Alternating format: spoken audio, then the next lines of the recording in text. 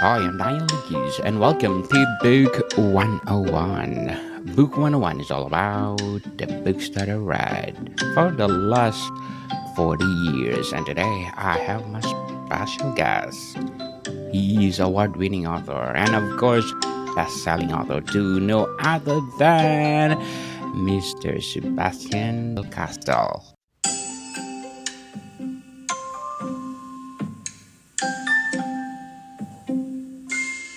Thanks for having me on.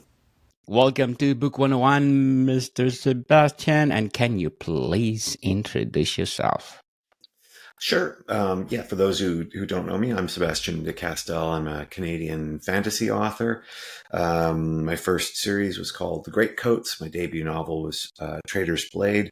I write mostly what I think of as swashbuckling fantasy. So, fantasy that kind of blends um, the sorts of, adventure that we might find in lots of traditional fantasy, but with some of the elements of things like the Three Musketeers or people like Raphael Sabatini, who wrote, Scaramouche and things like that. So that tradition of what's sometimes called picaresque novels, where lots of roguish characters and just lots of fun and adventure. I also write a young adult fantasy series called Spellslinger and another one called The Argosy. But yeah, swashbuckling has always kind of been where my heart was. So.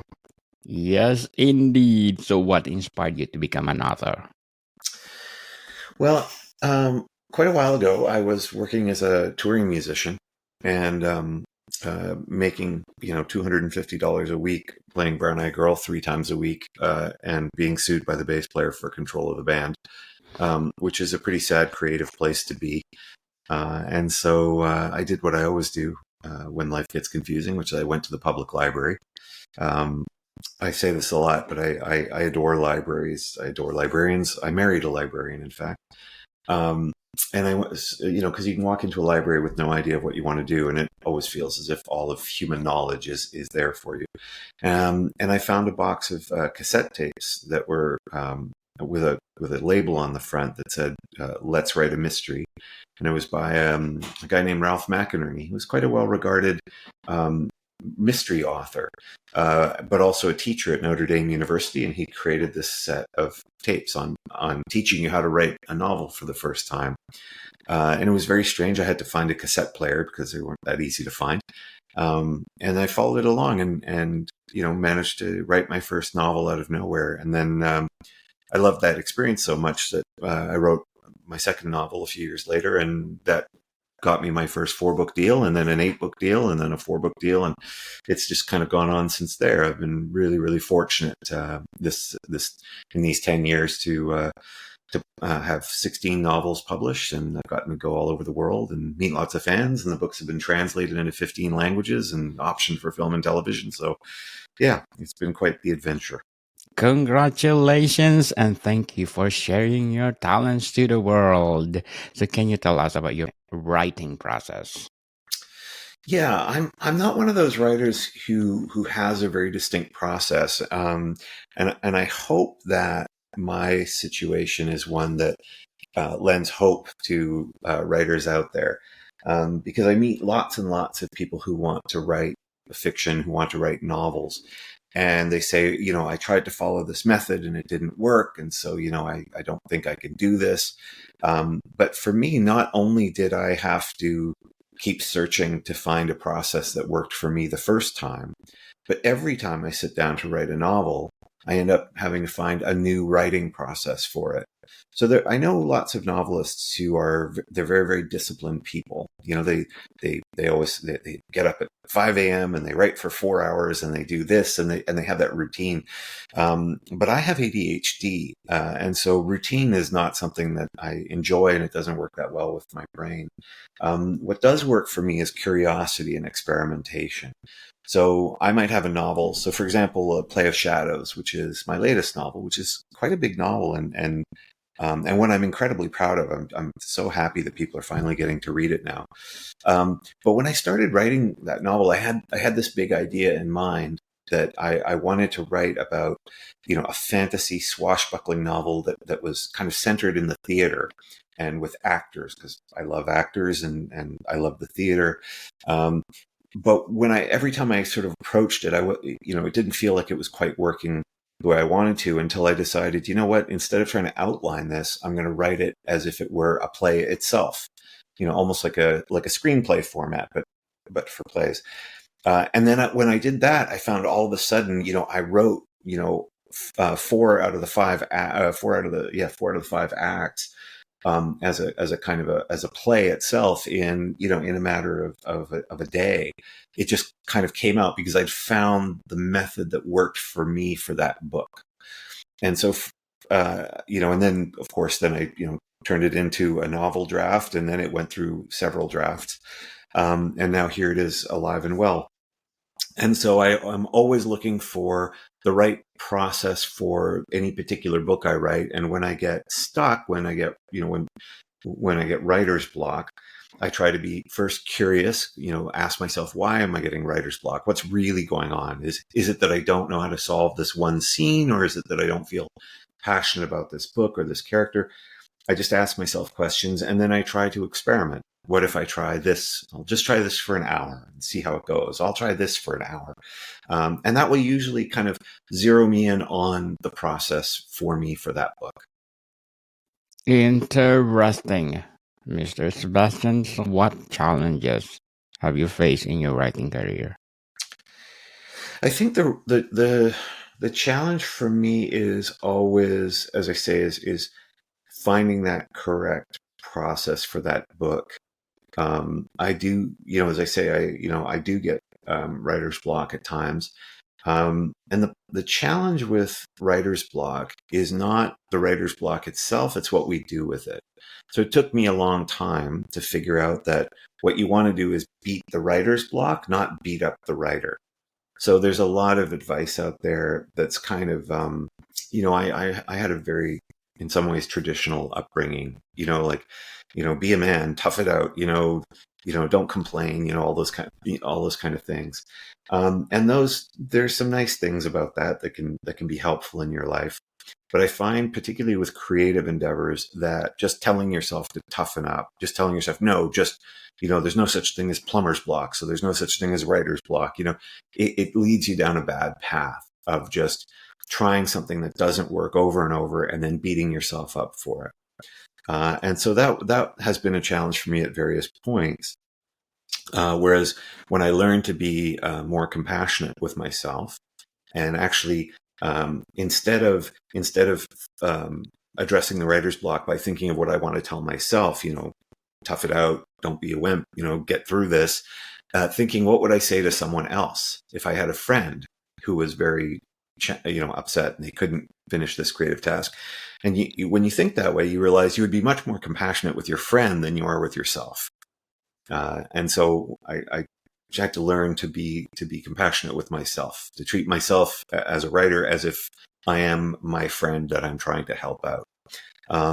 And so that's always been really helpful. Sometimes, though, the challenge is we forget sometimes that things can be hard simply because they are very hard. So, for example, I'm working on a book right now, which is the next book in the Court of Shadows series. It's called Our Lady of Blades. It's a story I've been working on for 5 years. And now I'm quite a fast writer.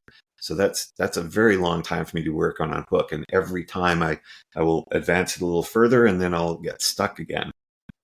And so, yes, it's the challenges that I experience in my writing career are simply that I'm always trying to write the best possible version of the story I most want to tell.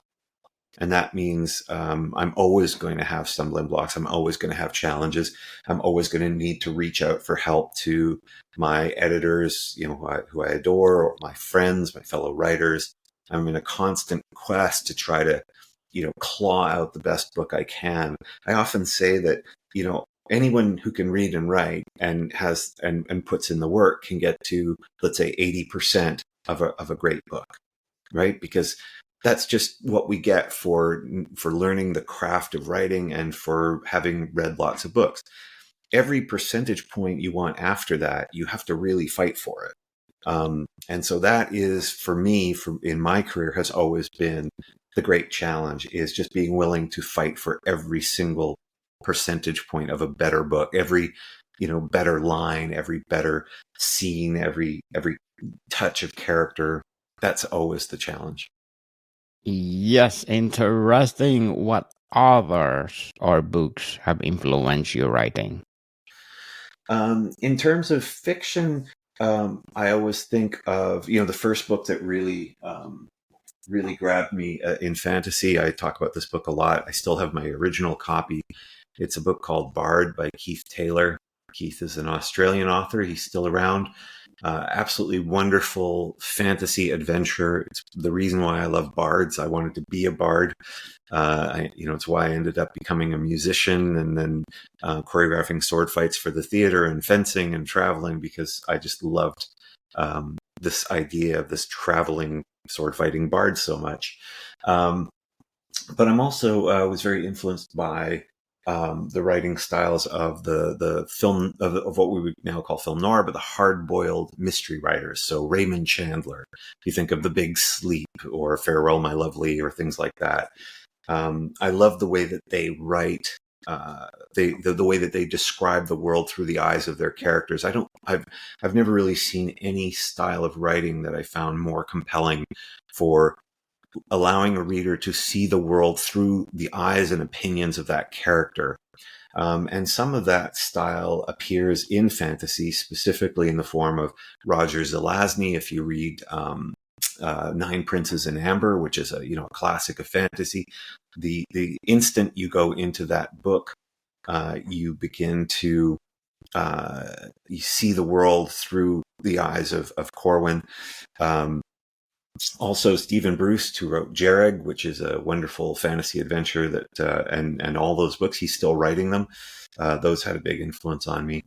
But also, beyond that, TV writers, film writers, William Goldman, who wrote Butch Cassidy and the Sundance Kid, and of course Princess Bride. As I mentioned at the top, I like to write a lot of swashbuckling. And Princess Bride was the film that kind of brought that back. That came out in the 80s, and it sort of pulled it out of the 30s and 40s. But even Aaron Sorkin, who wrote The West Wing, who is one of the great geniuses of dialogue and fast-paced dialogue and banter. So I draw on all of those kinds of influence. In fact, even Brian Michael Bendis is a comic writer.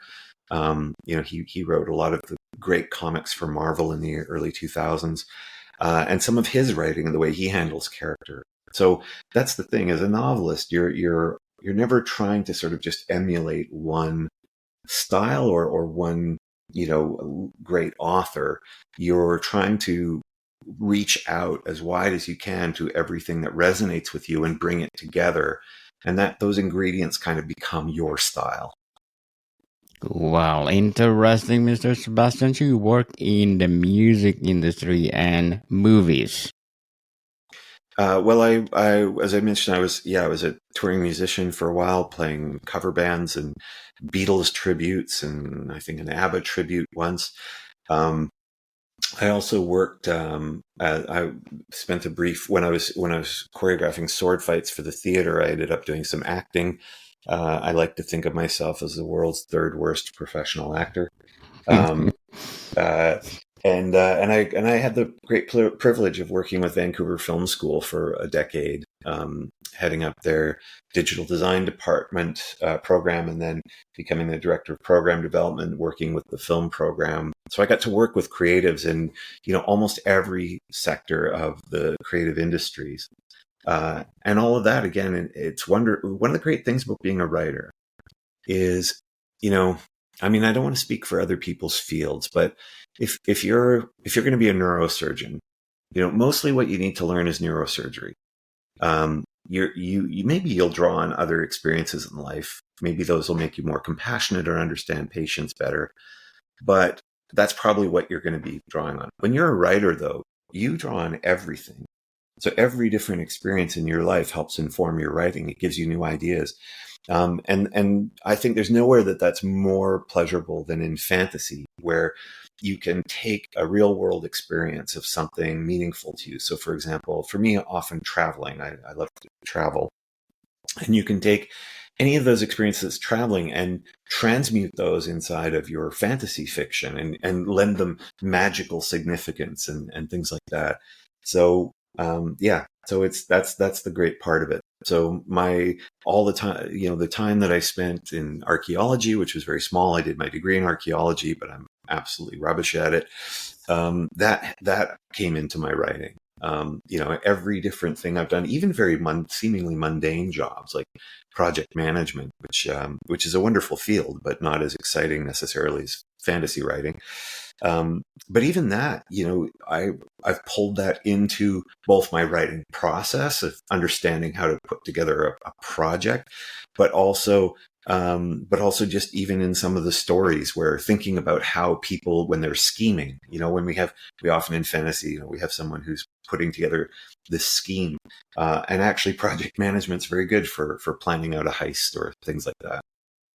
Very well said, Mr. Sebastian. But before we go on, I want to shout out my ranking tops in the last 30 days because in Bolivia, I got number 2 on the Apple chart, Pakistan at number 8, Nigeria at number 12, Bahrain at number 20, Bhutan at 49, Japan at 61, United Arab Emirates at 69, Jamaica 73, Egypt, Cameroon, Thailand, Czech Republic, and a lot more. Thank you so much for supporting this podcast because this podcast is created to empower writers all over the world, like Mr. Sebastien de Castell. So, Mr. Sebastian, let's talk about your latest novel. Can you tell us about it? Play of Shadows. Yeah. So Play of Shadows is a swashbuckling fantasy novel. It's set in a city where the theater is considered so sacred that they believe that some actors can be so talented that when they take the stage, the historical characters that they're performing, that they actually channel their spirits. And so in this city, there's a belief that during one of the great historias, the historical performances, that an actor might actually channel that spirit of the character they're playing. And so things might be revealed, the words of the script might change, because you're actually, watching that, you're actually hearing from those historical figures on stage. So for us, imagine if we were watching a Shakespeare play about Richard III, and then suddenly the spirit of Richard III is actually inhabiting the actor.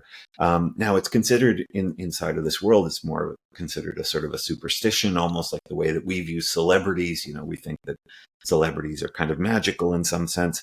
But in the case of Play of Shadows, our hero Damelas, who begins the story fleeing from a judicial duel that he has unwisely gotten himself into, takes refuge inside of one of the great opera theaters, where he's befriended by an actor who helps him join the company.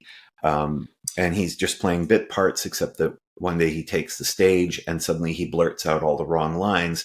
But the things that he blurts out end up being a treasonous accusation against the city's most beloved historical prince from 100 years before.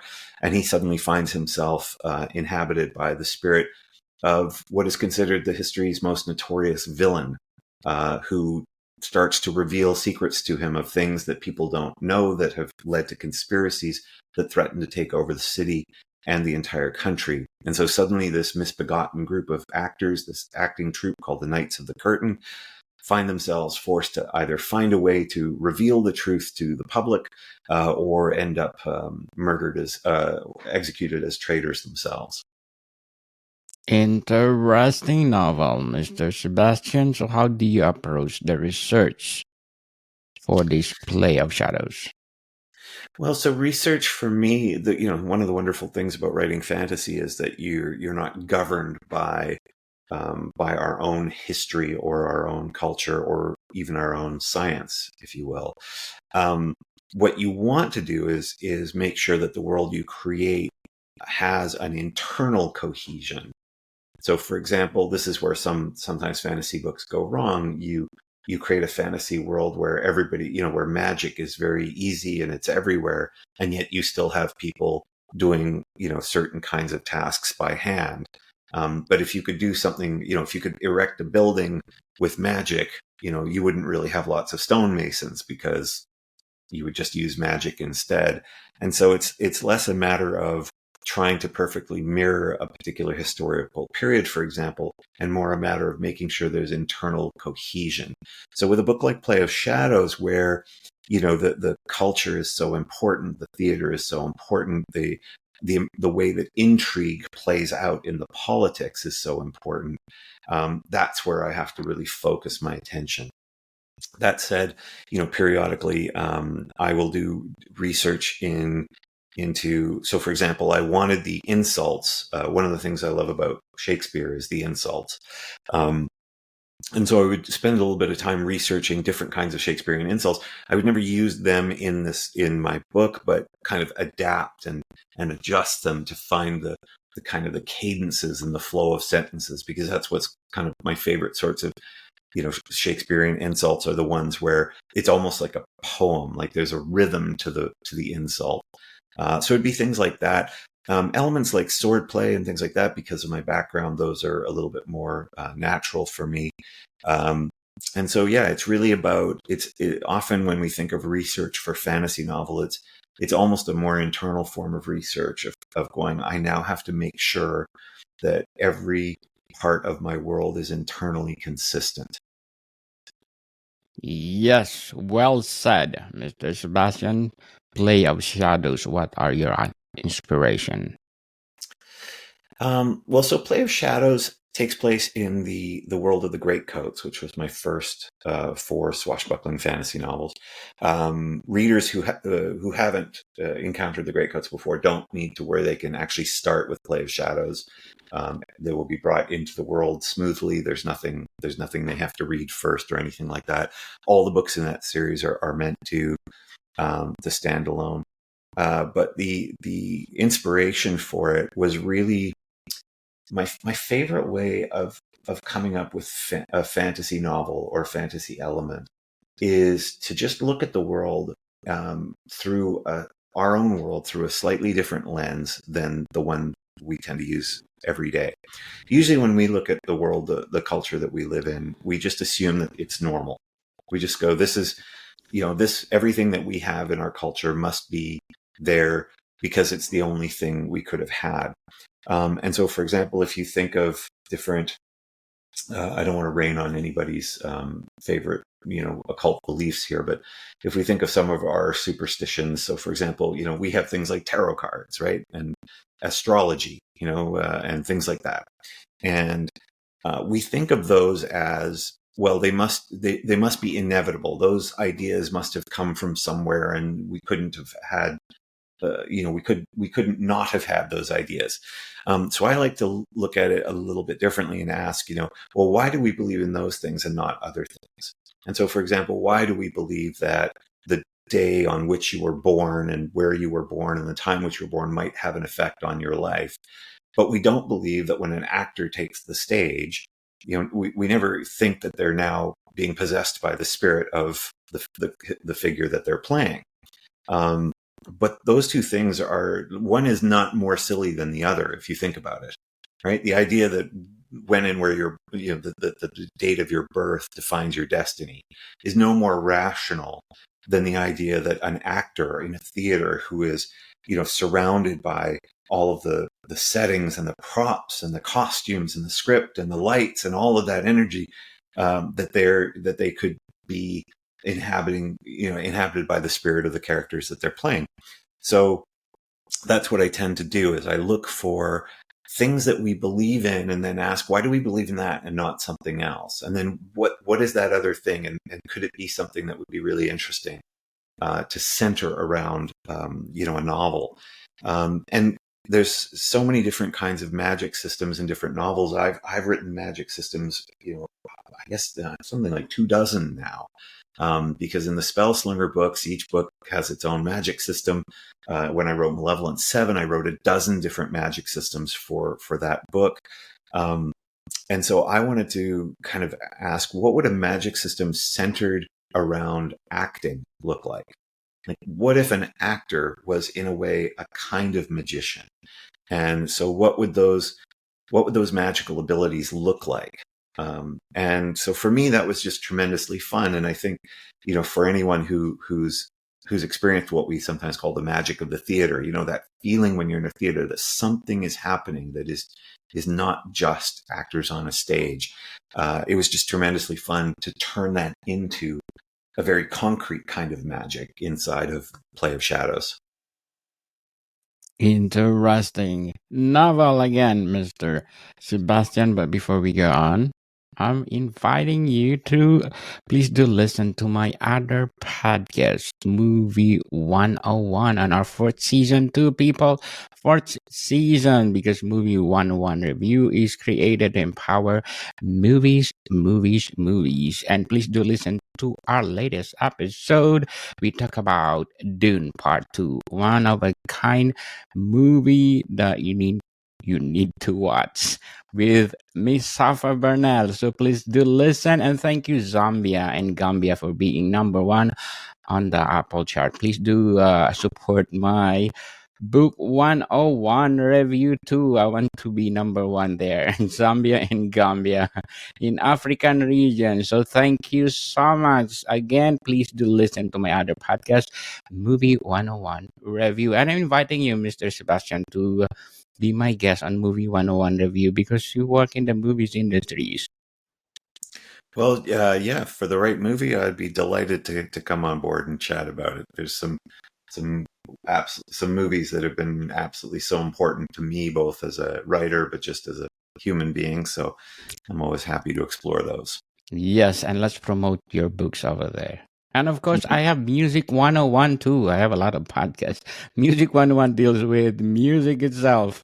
I know you work in the music industry well, so I'm inviting you too. And let's promote your books over there. And so, Mr. Sebastian, what is your favorite book that you have written and why? Yeah, well, that's a tough one for an author to ever answer. To be honest, I think because you write a lot of books, and you don't. There's no book I've ever written where I didn't put 100% of myself into it. I'm always very conscious of the fact that whatever I'm putting out there in a book is going to be attached sort of to me forever in a sense. So I never want to disappoint readers or just do less than my best. Saint's Blood, which is the third Greatcoats novel, which I think I have here.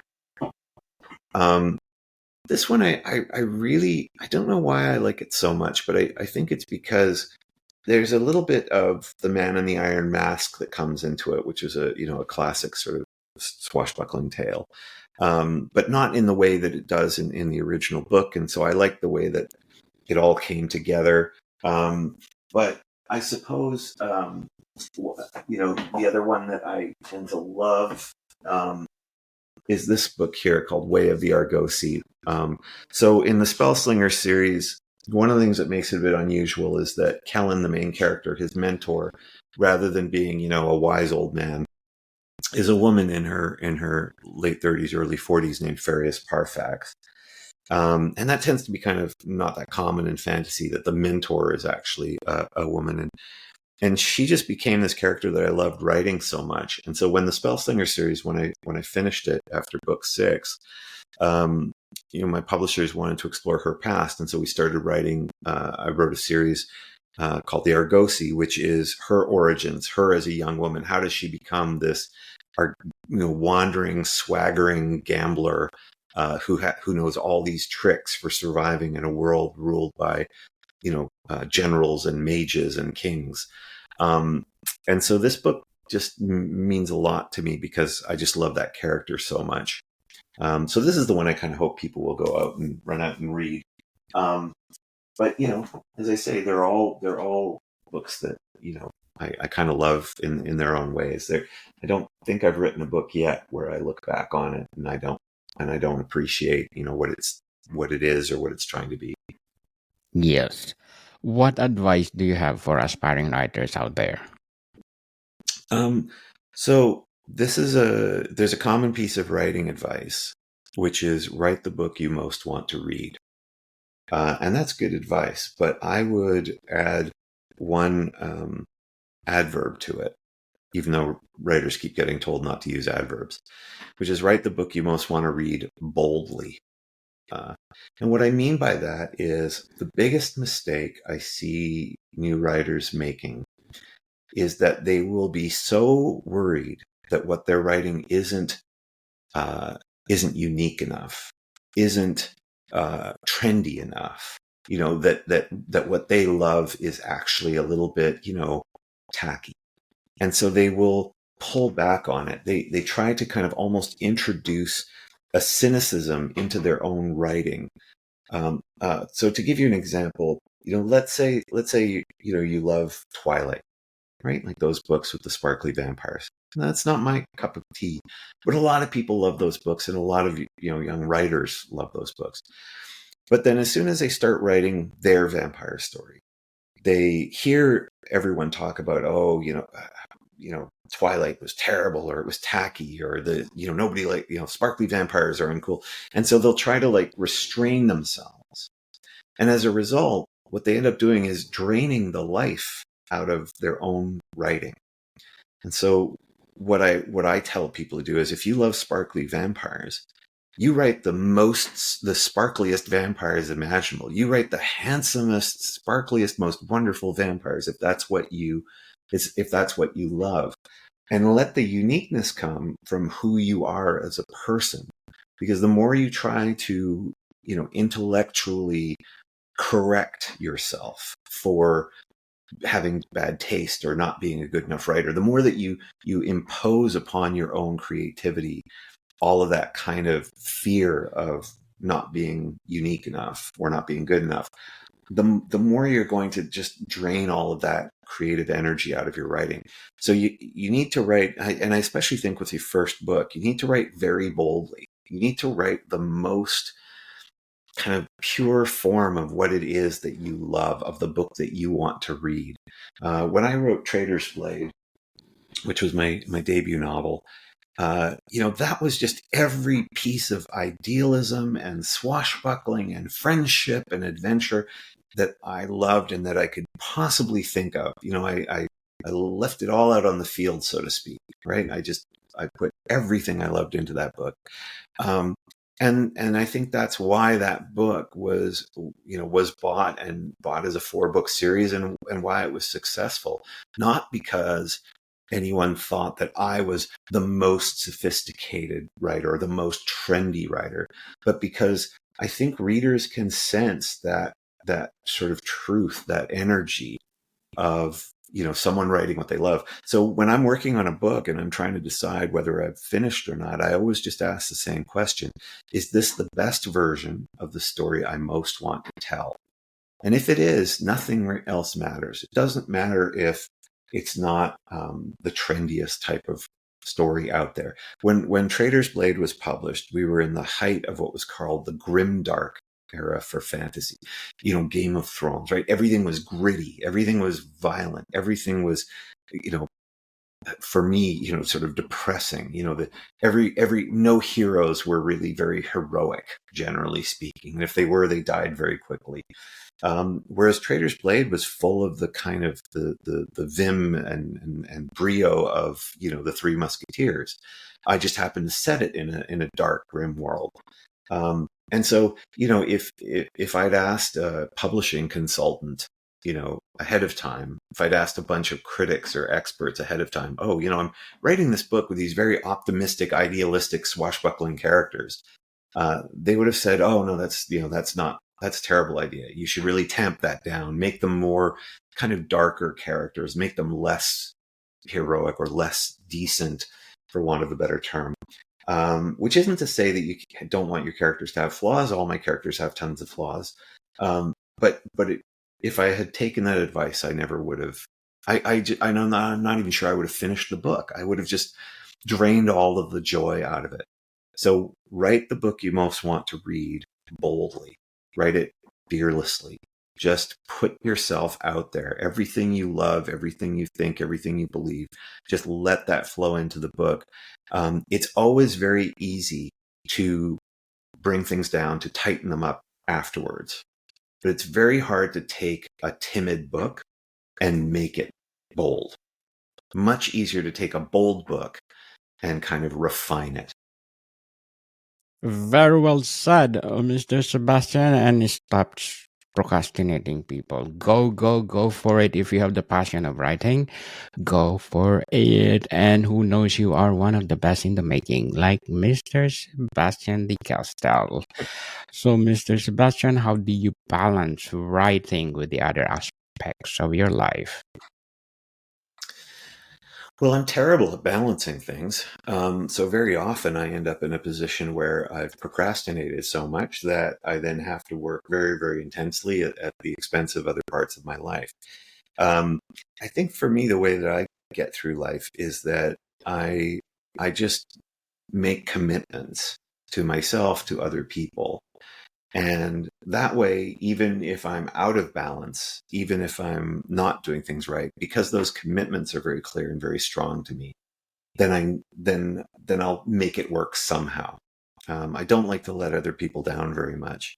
But I also I lead a very privileged life in the sense that I've been able to be successful as a full-time novelist. So I don't have that same balance that other people have to achieve, where they have, where they're working a full-time job, and let's say they're raising kids, and they're trying to become a novelist on the side. So it's a little bit, so it's a lot easier for me in that respect. However, I will say that one thing I've noticed, because I've known all different kinds of writers, is that if you really want to write, if you will really want to be a writer, you will find the time, sometimes in 15-minute segments or half-hour segments here and there, but you will find it. But by the same token, for those out there who feel like, let's say you have a full-time job and you're taking care of kids, or you're taking care of elderly parents or loved ones or whatever, you have lots of commitments, and you keep trying to write a novel, and you keep losing it. You start and you don't finish, for example. My advice there is don't give up. Be curious and experimental instead. Ask yourself, oh, I've stopped this novel I was trying to write. Why did I stop it? What was it really? Was it just that I was too busy, or was it that I realized, I didn't really want to write that novel that much, or I didn't know how to solve one scene. Just be curious and write down. Ralph McInerney, who created that box of cassette tapes I mentioned at the outset, that was how I first learned to write a novel. He used to say that his cure for writer's block was he would just sit down and write a paragraph about why he couldn't write his novel. Just actually go, the reason I can't write my novel is this and this and this. And you'll probably start with things like, because life's too hectic and this, and I'm no good, or I'm this or that. You can write whatever you want, but then eventually you'll start going, and also I think I don't really like this one character, and I think maybe I don't like him or I don't like her because I started them the wrong way. And soon you'll suddenly find yourself to an answer. So be curious and then be experimental. Go, you know what? Okay, if I can't write this book right now, if I feel like I feel too much anxiety when I try to, let's go, what's an experiment I could do? Well, maybe the experiment is I'm just going to write one sentence before I close that book forever, right? I'm going to okay, if I feel like I got to give up on that novel, I'm going to just write actually maybe a one page that is the character, my main character, saying goodbye to the story, maybe telling us why they couldn't finish the story, or even going, you know what, no matter what, I'm gonna finish the story, even if I finish the story because a dragon flies in and burns down all the characters and they all die in a fiery explosion. Just you may do that and go, I'm abandoning that novel, but I feel better about abandoning it. And maybe you'll feel more inclined to begin the next novel. The wonderful thing about writing fiction in particular, is there is no best before date on a writer.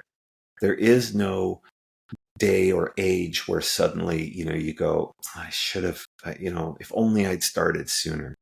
One of the great writers that I always appreciate was a guy named Dave Duncan. He passed away a few years ago. Dave Duncan wrote 50 novels, actually wrote more than 50 novels.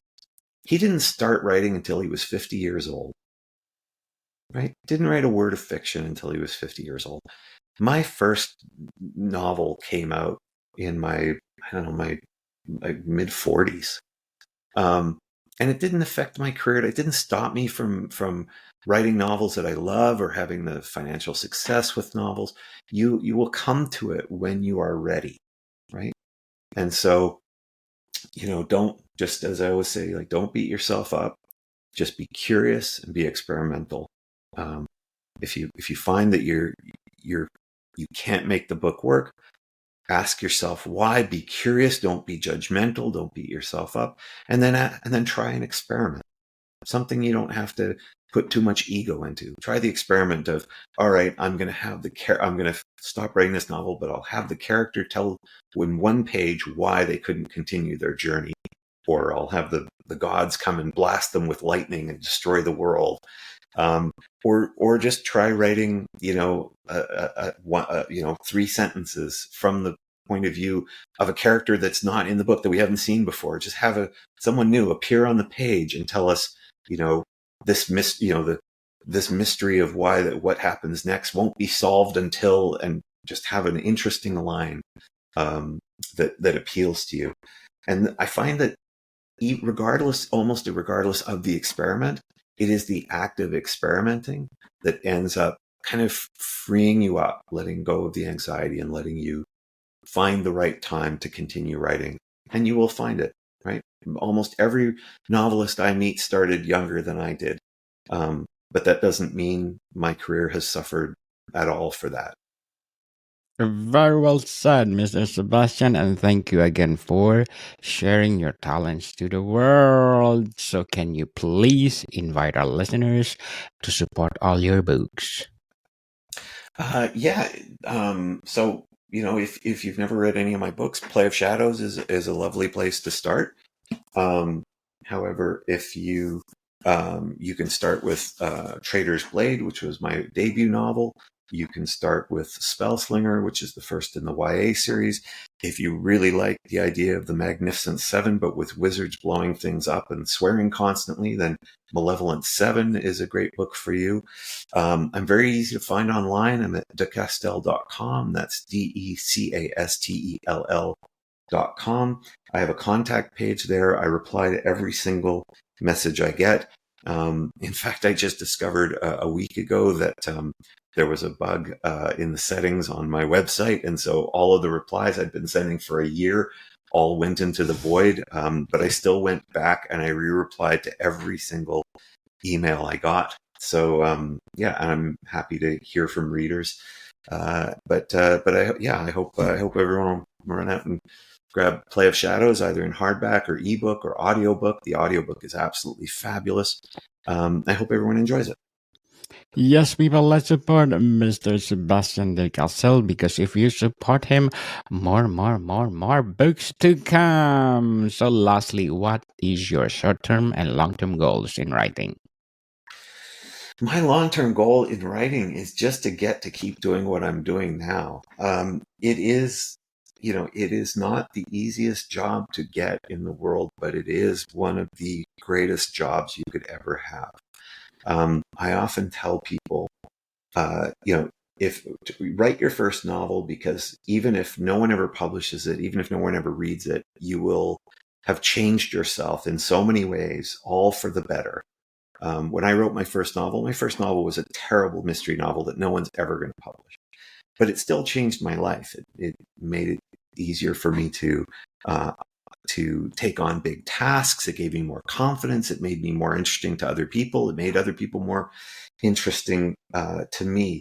And so just that the joy, the privilege of finishing a book is so kind of wonderful, that just getting to do that over and over. I've been fortunate. Two of my series have been optioned for film and television, but I never sit around going, "Oh, my goal is to have a TV show made of my books." That would be wonderful if it happens, but I don't wait around for that. For me, the goal is just to keep getting to write the stories that I most want to tell, to write the books I most want to read boldly. And as long as I can keep doing that, I'll just be delighted. Yes, looking forward to all more fantasy novels to come. So, Mr. Sebastian, thank you for your time. Thank you so much, Daniel. More to come, people. See you soon.